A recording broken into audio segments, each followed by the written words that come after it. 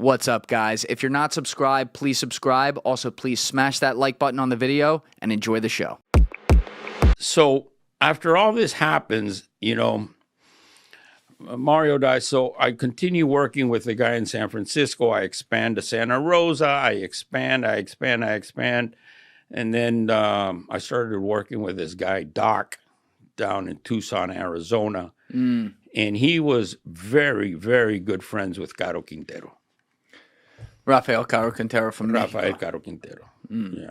So, Now, that is the guy who, I'm sure we'll talk about this later, but he ordered the torture of Kiki Camarena and then had him killed, Kiki Camarena, the DEA agent, yes. and who was later caught in Costa Rica, which also involved you in some way. Major player in the cartels, who's now, he was let out on a technicality, I believe, in Mexico, and now he's on the run because they're like, oh, shit. Released him. Released him by mistake. Oh, my God. All right, anyway, but you were saying the doc out in Tucson was this hookup. Yes. Now, what was the story with this guy?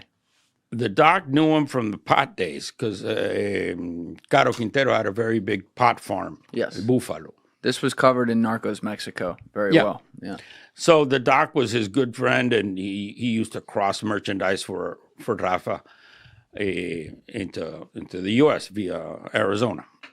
So the doc is always after me saying, you know, let's do some coke. Let's do some coke. I was already sending the doc coke for him to resell. But he says, let's do our own trips. So then I went down to Puerto Vallarta, and I met with Rafa. What year? Like 84, 85? 84, somewhere around there. Okay. Because he didn't want to get into the coke business. He loved weed. No, he didn't like it. He didn't like it at all.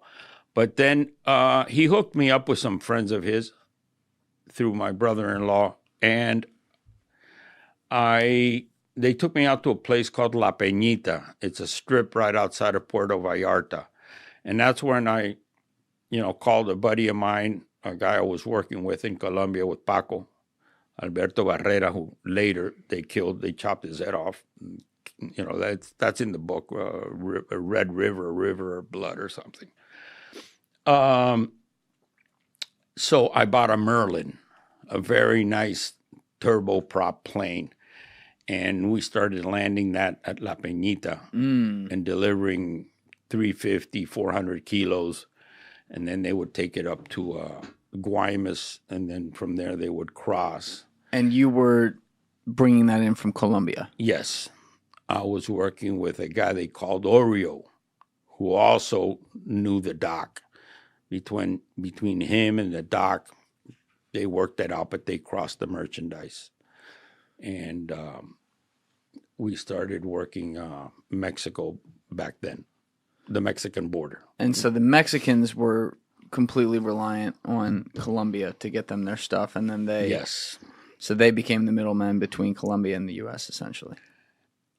The Mexicans. Yeah. Yes. And the original guy that really did the hookup and introduced the Mexicans to cocaine was a Honduran guy. His name was Mata Ballesteros. Can we pull him up? Mata Ballesteros, El Negro.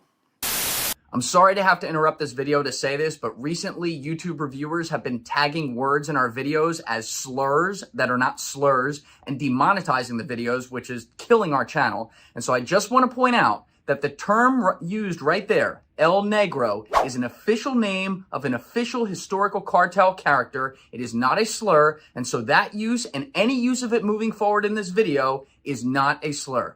Thank you for your attention, and please enjoy the rest of the episode. Oh. El Negro. Mata Ballesteros. Wait, but that's not Blackie who, because that's what they called him in Colombia, right? That's not Blackie who was Pablo Escobar's buddy? Fernando Galeano. Once again, the term Blackie is an official name of an official cartel character. It is not a slur, so any uses of that moving forward in the video are not a slur. Thank you. That's somebody else. That's another. But he was called Blackie, right? Yeah. And in Spanish it was El Negro Galeano. Yeah.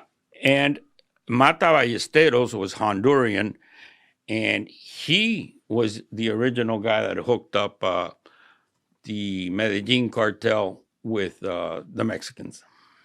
Mata Ballesteros.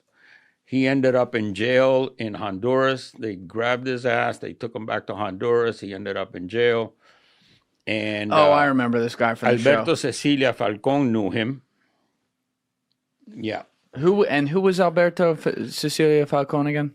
Alberto Cecilia Falcon was Cuban.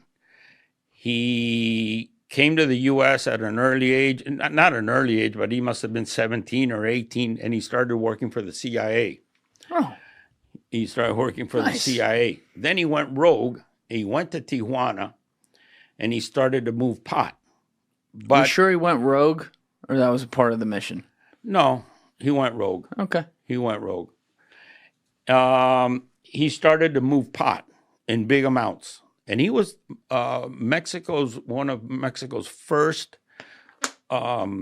marijuana multimillionaires. Back in 76, let's say, 75, 76, 74, when there was no, Chapo was around, the Arellano brothers were around, but they were low level. Right.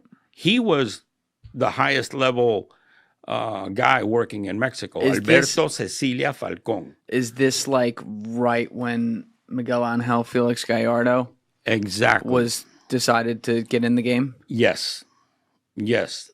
Alberto Cecilia Falcon at that point, well, you can tell in Narcos Mexico, although they killed him in Narcos Mexico, and I called Jesse, I said, that's not true, because I was with Alberto in 1996. Did they do that because it was Hollywood, or did they really think he had been killed? No, it was Hollywood, or a mistake, or they just wanted to end his part in the series. Understood. And they figured kill him, because actually what happened to him was he went away for 18 years.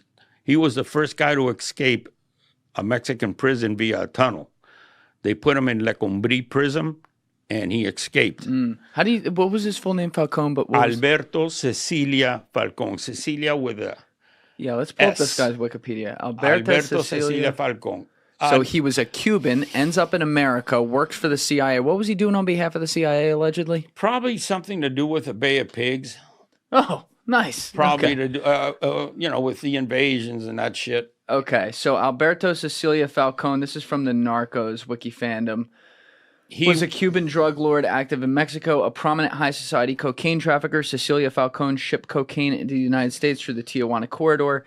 He mentored the Arellano Felix brothers, allowing them to establish marijuana shipping routes throughout his territory. In the early 1980s, he was approached by Miguel Angel Felix Gallardo, one of Pedro Aviles' men, to solicit his permission in permitting the Arellano brothers in joining an alliance between various marijuana smugglers. Convinced by his personal friend and socialite Isabella Bautista, Cecilia Falcon agrees to Felix Gallardo's requests on the condition that they do not interfere with his cocaine business.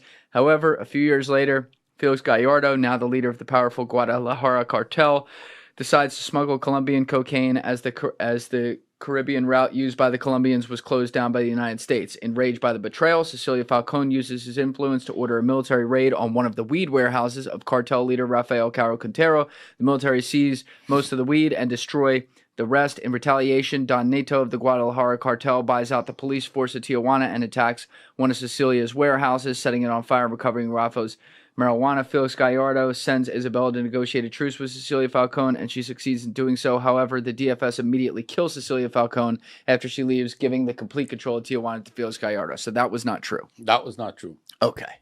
That was not true. And I think the lady that they referred to is Can actually... you stay with the mic? Sorry. Yeah. The lady they referred to actually was La Tigresa. What was her name in Mexico? What the hell? Well, I have it somewhere. But she was a famous movie star. Because Cecilia Falcon was a very elegant, educated man. He went both ways, but he was portrayed as a